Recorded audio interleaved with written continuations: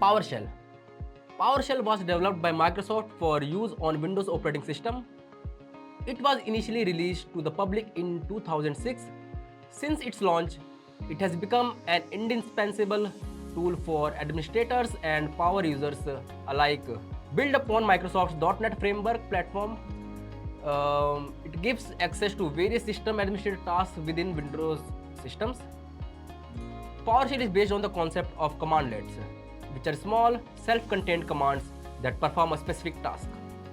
Each commandlet is named using a verb-noun pair such as get, process to make learning and searching for that specific command easier and faster. When searching, users have the ability to filter by either verb or noun for optimal efficiency when searching. Commandlets are designed to be combined with other commandlets to create powerful scripts that can automate complex tasks. PowerShell comprises many built-in commandlets for managing Windows environments and the ability to create custom commandlets to extend its functionality. PowerShell stands out among competing tools because of its ability to work with object-oriented data. PowerShell commandlets return objects which can be manipulated and processed using PowerShell's object-oriented features. This makes it easy to work with complex data structures and automate tasks that involve data processing. Another powerful feature of PowerShell is its ability to work with remote systems. PowerShell can manage remote Windows machines using the Remote Procedure Call (RPC) protocol or the Windows Management Instrumentation (WMI) protocol. PowerShell also includes a built-in remote feature that allows administrators to run commands and scripts on remote systems as if they were running locally. Some of the key use cases for PowerShell include system administration. PowerShell can automate common administrative tasks such as user management, system configuration, and software deployment. PowerShell can also manage large-scale environments like Active Directory domains, Exchange servers, and SharePoint forms. Data processing. PowerShell can handle data from multiple sources, including files, CSV files, and databases. PowerShell's object-oriented feature make it easy to work with complex data structures and automate data processing tasks. Security. PowerShell can automate security tasks like auditing and log analysis. PowerShell can also automate security-related tasks such as creating and managing security policies, configuring firewalls, and managing certificates. Cloud computing. PowerShell can manage cloud-based services like Office 365 and Azure. PowerShell provides commandlets for managing cloud resources such as virtual machines, storage accounts, and network configurations. DevOps. PowerShell can be a part of DevOps workflow to automate build and deployment tasks. PowerShell scripts can be used to build, test, and deploy applications and manage infrastructure as code. Moving on to PowerShell ISE. The Windows PowerShell Integrated Scripting Environment ISE is the host application of Windows PowerShell, providing users with access to run commands and create tests and debug scripts, all from one Windows-based graphical user interface. Features of the ISE include multi-line editing, tab completion, syntax coloring, selective execution, context-sensitive help support, as well as support for right-to-left language. Next, we will gain an understanding about execution policy. PowerShell's execution policy serves as a safeguard that oversees how it loads configuration files and runs scripts. By default, execution policy is set to restricted in Windows, and running scripts will generate an error due to this functionality. This is not implemented as a security measure, but to prevent users from accidentally running or executing scripts. In order to bypass this policy, we can run command PowerShell-execution policy bypass to bypass the execution policy for that PowerShell session, or we could run set execution policy -execution policy bypass with administrative privileges to bypass the execution policy for the entire system. Practical. Let us now go through some basic commandlets that will be useful for us for enumeration. You can try these out in your Windows virtual machine or come back to it after setting up the lab from the next module. Net user. This commandlet is used to display a list of users on a local or remote computer. Here we can see that we have 5 local users in our local system. Net account. This commandlet is used to display the account policies on a local computer. This command shows the local password policy of the test system with a minimal password length of 4 characters and an absence of a lockout threshold. Net local group. This commandlet is used to display the local groups on a computer.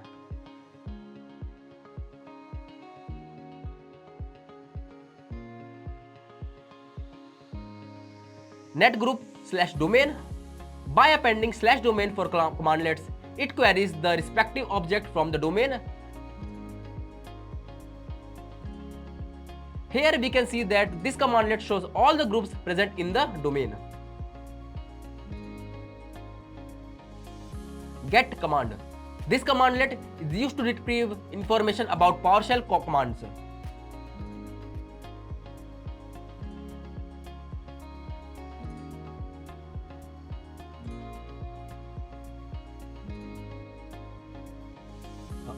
Get command -name invoke star. This commandlet is used to retrieve information about all the commands that starts with the word invoke.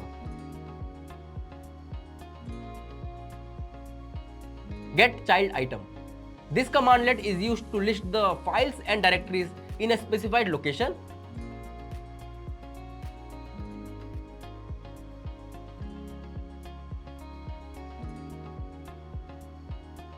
Here, let us view all the objects in the window directory present in the C drive.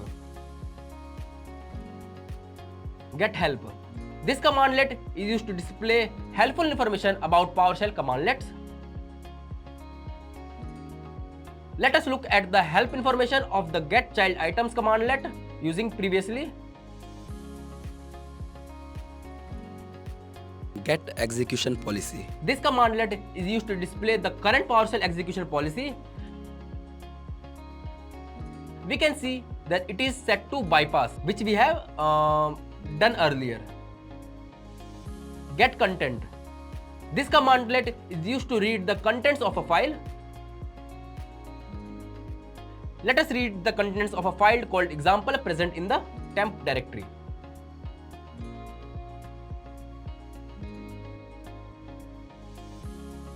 Get service. This commandlet is used to retrieve service information about services running on a computer.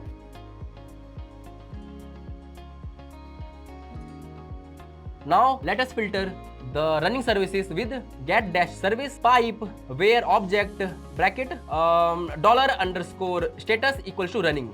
This commandlet is used to retrieve information about services that are currently running. Stop process. This commandlet is used to stop a running process. For that, let us open a notepad and then stop it.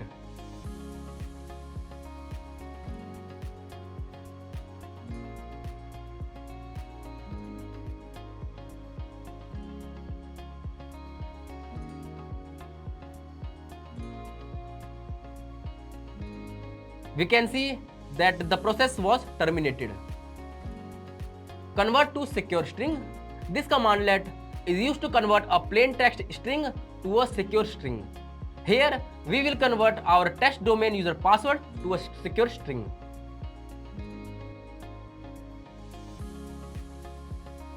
New object. This commandlet is in PowerShell creates an instance of a specified .NET class or a PowerShell object.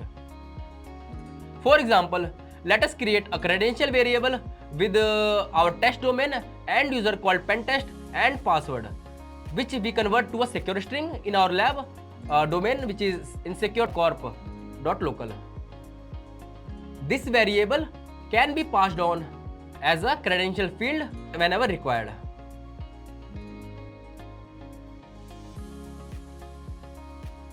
Select object. This commandlet is used to select specific properties of an object. Let us select the display name of the service. We will pipe the get service output and select the display name.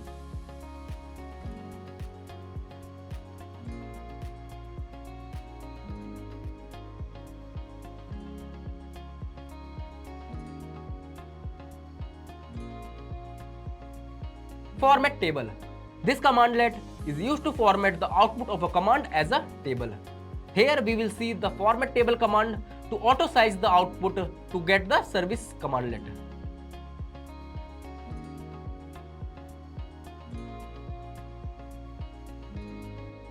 Import module. This commandlet is used to import a PowerShell module into the current session. Here we can import module named Windows Search. Once imported, we can use all the commands present in the module, such as get Windows Search settings to display the Windows Search settings.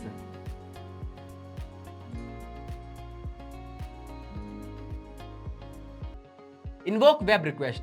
This command sends HTTP and HTTPS requests to a web page and retrieves the response. We will use this to retrieve the response from google.com.